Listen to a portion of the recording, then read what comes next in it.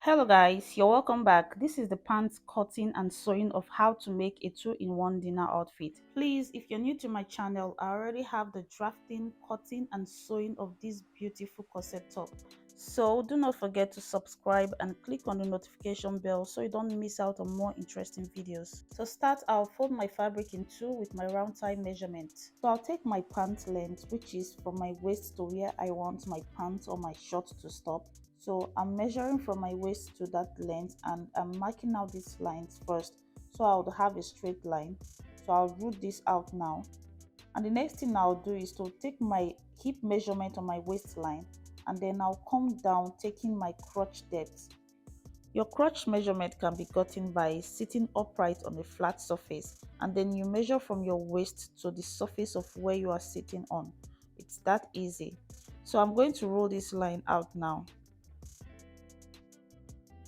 and after this I'll take the measurement for my pant length. So I'm going to mark out the lines for my pant length and then I'll roll it out. This pant is going to be a very short one, that's why it's measuring 13.5 inches. The next thing I'm going to do now is to take my waist to my hip line, and for this particular shirt is 7.5 inches. Please take note, this measurement varies from body sizes. So I'm going to roll this line out now. Here I have my waistline, my hip line, my crotch depth and my pant length, and then that's my hemming allowance. Next thing I'm doing here is taking my hip measurement just like I did for the waistline, and I'll do the same thing on my crotch depth. I'm going to connect from my waist to my crotch line. To get your crotch curve, measure out 1 inch from this angle 90, and then from your hip line, connect with a curved line into your thigh line. I didn't create a perfect curve, but make sure you do yours better. So I'm going to take the measurement that I have here, which is my thigh measurement, and it's 2 to 2.5 inches difference from my hip measurement. So I'll take that measurement and divide it by 2 to have a middle line in between. I'll make a mark there and I'll take same measurement on my pant full length. So I'll roll this line connecting my thigh to my pant length. The next thing I'm going to do now is to take my waist measurement, and I'm measuring from this line here to get my accurate waist measurement. I'm going to take my hip measurement, which I already have here, and then I'll connect from this hip line to my waistline. You can decide to make use of your ruler or you can use your free hand, whichever one works best for you. That line you see in between is usually the gator line on your trousers. The next thing I'm going to do is measure from my side seam 1 inch into my pants, and then I'll connect this to my hip line. And because this pant is a very short one, this is going to make it fitted around my lap. So after connecting this part on my inseam, I'll also go in by 1 inch just like I did on the side seam. I'll connect this point to my thigh line with my straight ruler. So I'm cross-checking the measurement here to be sure of it. Please guys, you can go ahead and do the same thing for yours. It is this simple and easy. And here I'm connecting it to my hemming allowance. So I'll connect my hemming allowance with a slant line to avoid any shortage of fabric when folding this lower part. So my waistline, I'll add my half-inch seam allowance. My seam allowance will only be included on the waistline and hemline of this front pattern. And after doing this, I'll cut this piece out.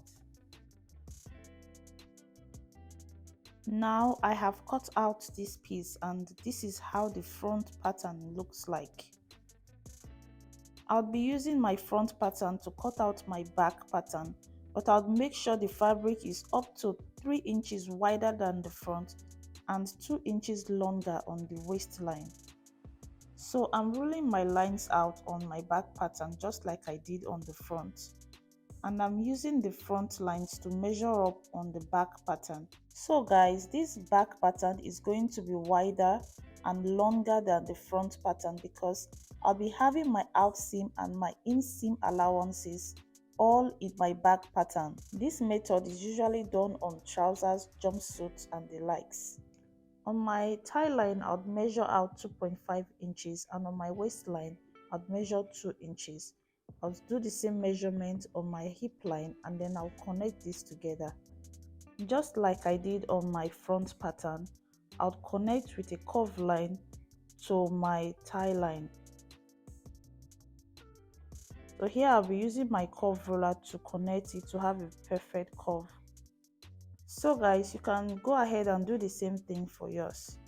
The next thing I'll do is to add my zipper allowance because this back pattern is going to be having a zipper. So I'll include my zipper allowance of 1 inch. And usually your zipper stops on your hip line. So I'll include my seam allowance on my back pattern, but I'll extend this line upwards by 1.5 inches. Guys, note that this measurement varies from body sizes.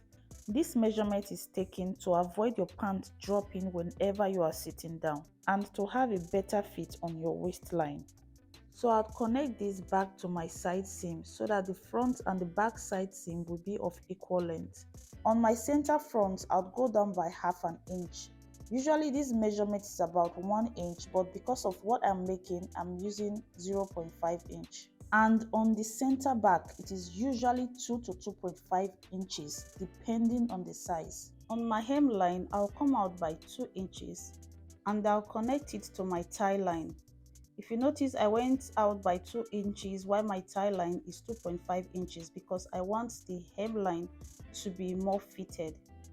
And then I'll drill it out just like I did on the front.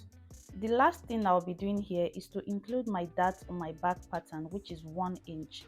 I'm only going to be having that on the back pattern and not on the front pattern. So I'll connect my hip line to my dart allowance and then I'll roll it to the waistline. As you can see guys, our back pattern is set. So I'm going to trace and carefully cut out this piece. Please guys, you can go ahead and do just the same thing for yours. It is this simple and easy. And if you have any questions so far, please drop it on the comment section and I will attend to it as much as you have dropped. So I have cut out my back piece and this is how the front and the back piece looks like together. Remember, I placed my fabric on fold wire cutting, so I have 2 pieces of the front and 2 pieces of the back. I'll take this to my sewing machine to work on and come back and show you guys. So I've worked on this and I have held on my center front and also my center back. I've held my back darts with half of an inch on each sides of the back piece and this is how it looks like.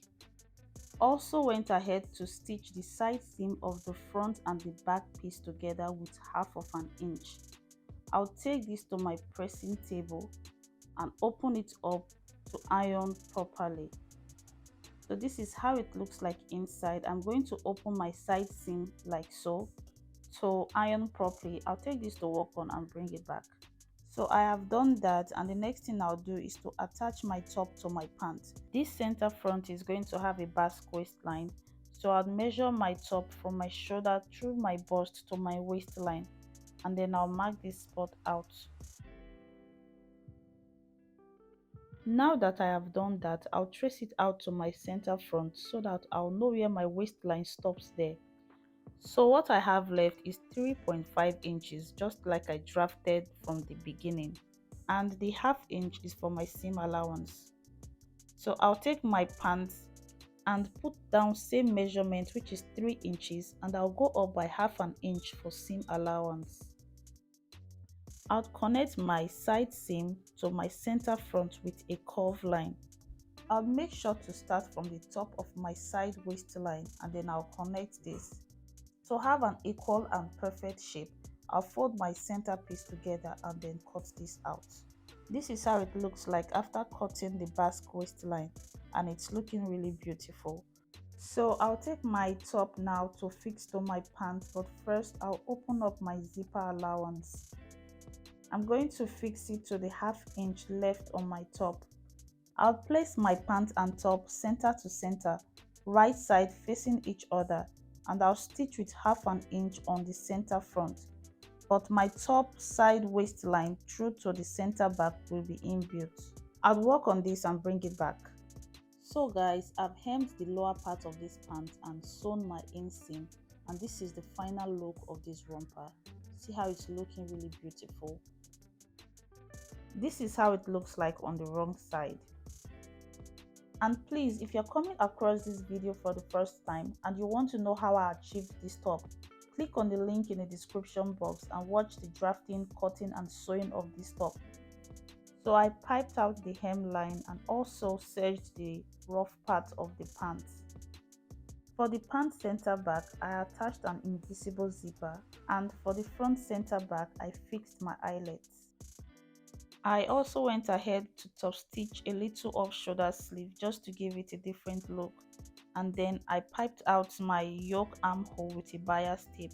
This is how it looks like putting it on, so see how beautiful and well fitted it is.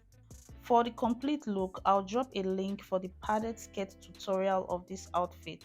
So guys, please do not forget to subscribe, like and leave your comments below, and also share these videos so others can learn as well.